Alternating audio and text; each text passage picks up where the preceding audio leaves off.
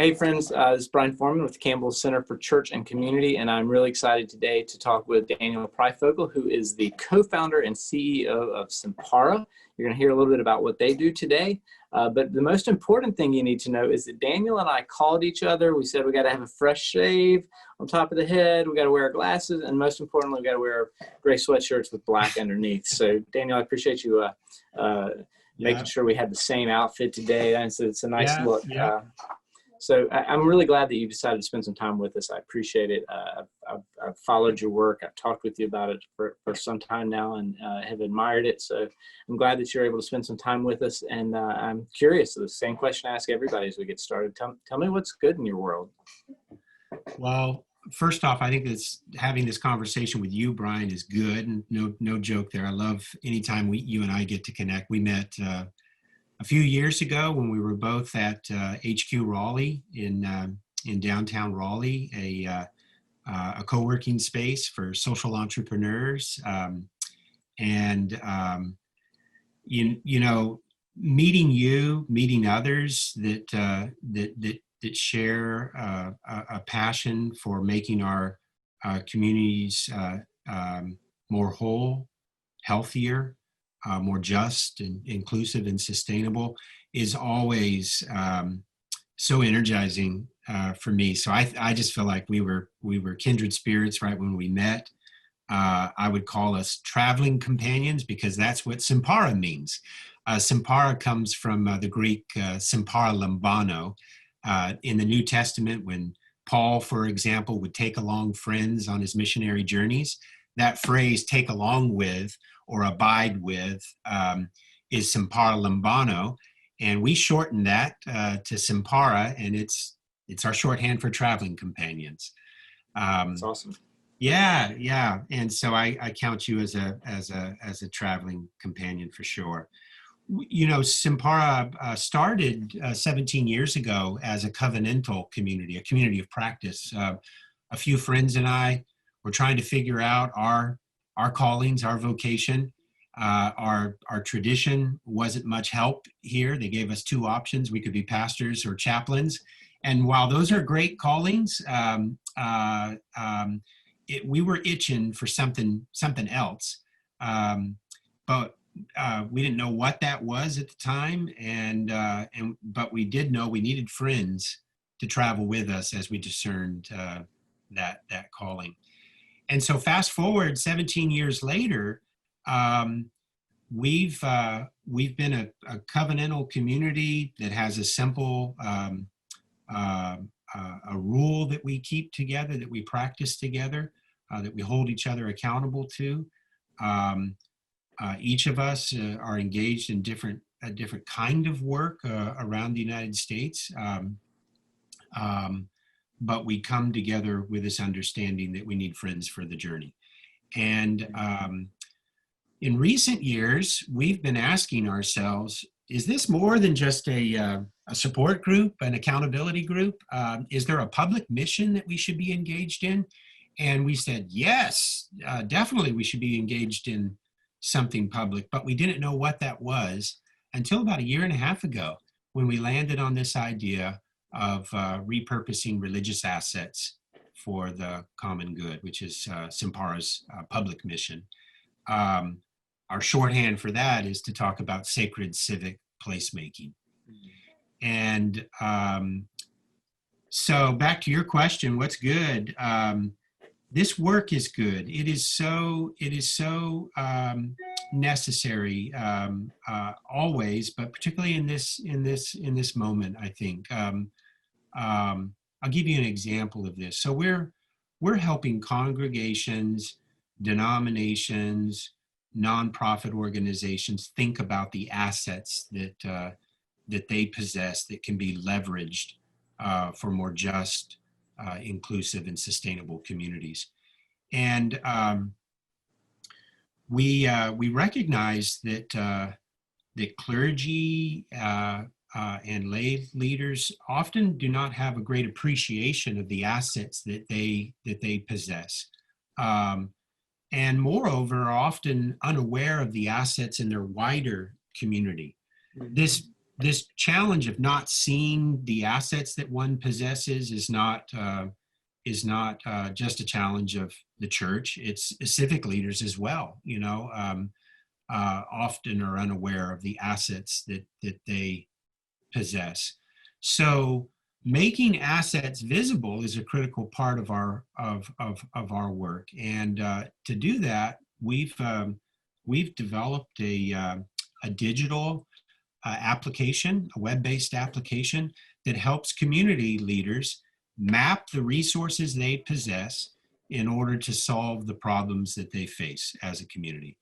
And we've been developing this for a number of months now and are now in beta test mode. So that's particularly good. I'm energized by where we are in this journey. And we're about to, we're right on the verge of starting a community test in Irwin, North Carolina, a rural town not too far from Campbell University. In fact, Brian, you were helpful in getting me connected with a pastor in Irwin who's part of your rural clergy cohort. And he, in turn, is inviting other community stakeholders, both fellow clergy as well as civic leaders in his town, to solve the problem of food insecurity. That's the first problem that they wanted to tackle. And so the map making will be to map the assets, restaurants, grocery stores, transportation, food banks, meal programs, school meal programs, whatever is available in this town that can be mobilized to solve the problem of food insecurity, which is a daunting problem, not only in Irwin, but in rural and urban cities across the country. So that's really good. We're in this a period right now of great uncertainty in the United States and around the globe. This has been an apocalyptic time in terms of revealing other issues that we're up against in addition to the pandemic, issues of racial injustice, inequities, the challenges of a politically divided nation that increasingly is moving into its kind of tribal divisions. And it can feel, I know I feel at times that the problems are insurmountable. And I wonder out loud, how are we ever going to extract ourselves from this situation? And it's because of projects like what we're doing in Irwin that I have hope that we do have the resources to solve these great challenges. There's that biblical passage in the story of the calling of Moses, when Moses is going back and forth with God saying, I'm the wrong guy for this job. You want to send me back to Egypt? It's not me. I can't speak. What do I got? They're going to laugh me out of town. And in the midst of all of that hemming and hawing, the voice of God says, "What's that in your hand?" And so we know the story is, well, I got a stick in my hand, throw it on the ground. He throws it on the ground, it turns into a snake. Pick it up. He picks it up. It's back, turned back into a staff. But that phrase, "What's that in your hand?" I take to mean, what do you have in terms of resources and assets that you can work with to solve the problem of food insecurity in your town, like they're going to do in Irwin, to bridge political divides, to address the issues of racial injustice and inequality, to fight this pandemic in smart ways and faithful ways. What's that in your hand? So whenever the conversation turns in that direction, my heart skips a beat, and I suddenly find energy in this moment, and that's good. I know it's good for me. I know it's good for our world. So that's how I would answer your question, Brian. Yeah, and one of the things that I love particularly about um, the process, right, is that they're working towards a particular issue, Yeah. but while they're doing that, they're weaving this social fabric together in their own Yes. community, and Yes. maybe it's people who have tangential relationships or no relationship at all that suddenly find themselves uh, working together and learning about one another's resources and learning about community assets, things that they didn't even know existed, or things that they've been struggling with that missing piece, and that missing piece is 2 blocks down and has been all Yes. along, right? Yes. So I, Yeah. I love the social weaving of this process as well. I mean, it's sort of it's not the intentional outcome, but it is a very direct outcome. Oh, Um, most definitely. Yeah. So when we talk about our hope for outcomes in this, in Irwin or any other city or town where we're going to be using the app, it's first and foremost is the question: did we surface enough assets mhm. to solve this particular problem? Um, but you're right. The other benefits that are, no less valuable are the social connections that occur across, as you said, just a couple of blocks. People just who weren't aware of each other or not aware of the assets that they possess that could be put together in such a powerful way. Um, in addition to those social connections, we're anticipating that we're going to see uh, uh, a significant kind of improvement in a sense of agency, a sense of power that people have. In a moment like that we're experiencing right now in the pandemic, it's so easy, maybe even natural, to begin to kind of think about us being powerless. That this is out of our hands. That there's nothing we can do. We just have to let this thing play out.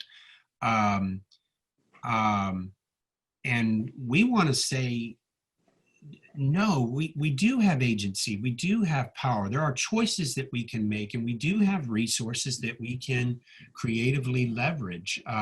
So that sense of agency, that sense of power, we see that as an outcome as well. Um, and then, back to my thing of traveling companions. Now we've got traveling companions that we didn't Absolutely. know before, and they're across town or just across the street, and these are people that we can be working with. I think it's also important to say that not all of these stakeholders will be religious leaders. They may be people of no religious faith. Um, but it's critical for us as leaders in the church to be making friends um, of all people. Mhm. And back to the Apostle Paul's story. I think of that moment when he's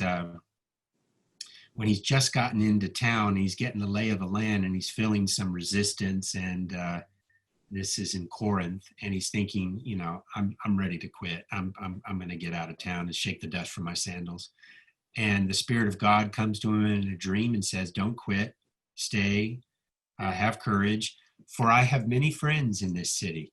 Mhm.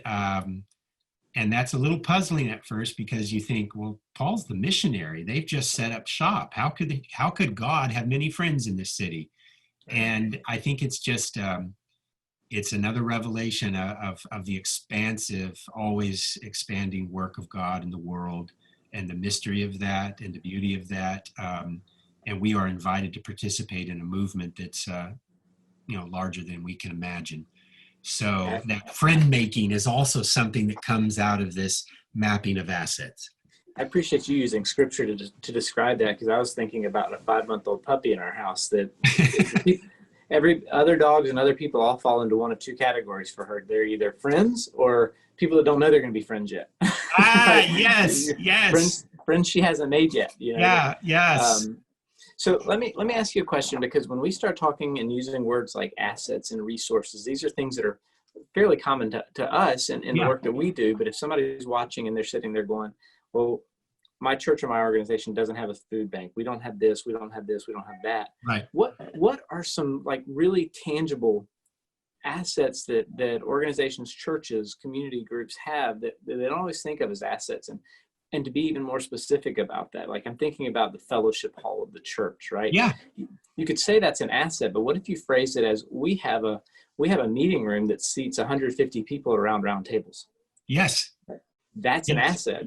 But That most definitely. people, but it may even have a commercial kitchen. So are there other things that you can just distill down to some like real legitimate tangible assets that people don't always think about in their organizations or their churches? Yes, yes. Well, the property stuff is the most obvious, as you've just mentioned, whether that's a commercial kitchen or meeting space for large groups, for small groups, um, Wi-Fi access that might allow people to plug in and work from a setting like that, like co-working, spacious rooms in this time of pandemic and social distancing that allow for people to be in a space together, but safely. Along those lines, there are churches around the country now that are setting up with remote learning underway in our schools. They're setting up virtual learning centers to help support students as they do that remote learning with their teachers in their classrooms. So having sufficient space to gather students and volunteers in safe distances, churches have those kinds of assets, and assets, frankly, that really weren't all that much used before COVID, and are really not used now with the churches closed down. Beyond the physical assets are human assets, people assets.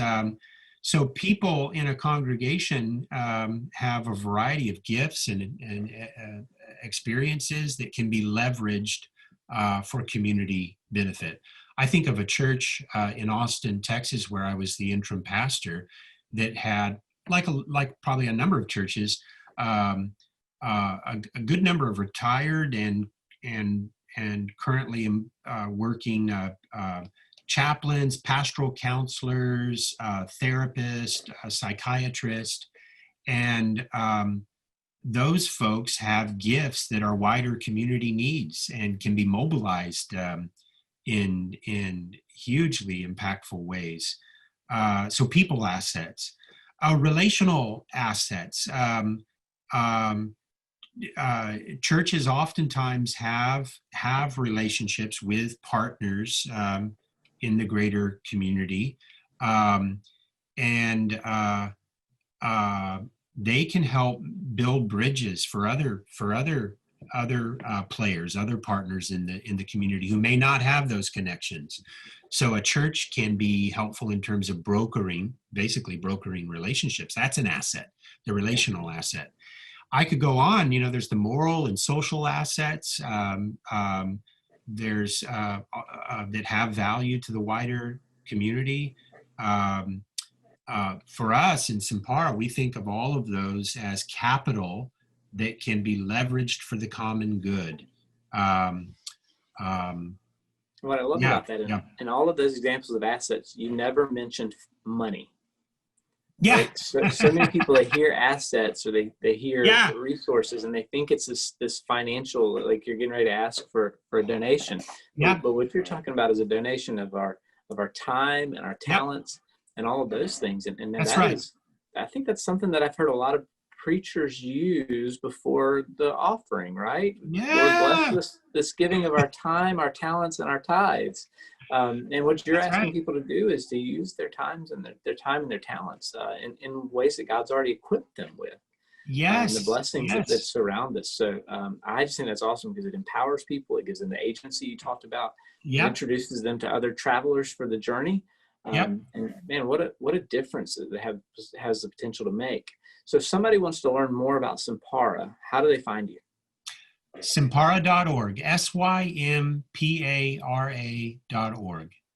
And so that's got information about our current projects and our leadership team, our mission and vision. We update the website regularly through our blog. And so that's the best place to learn about what we do. That's awesome. Well, what I would say to anybody who's watching that is stuck in a scarcity mindset, Mm, they need to talk to you because you understand abundance. You yeah. see it, you help people discover it, and that's a beautiful gift that is offered to us in the kingdom. Because, like you said, we're living in this pandemic time with all of these other things spiraling, Yep. from the racial injustice issue to climate issues, to access to health care, to mental health issues. I mean, all this, and it becomes very, very easy to be discouraged and to give up. And what you're saying is, no, maybe God has prepared you or your congregation or your community to respond to this very specific moment. Yes. Yes. And then that is abundance thinking. And so Yes.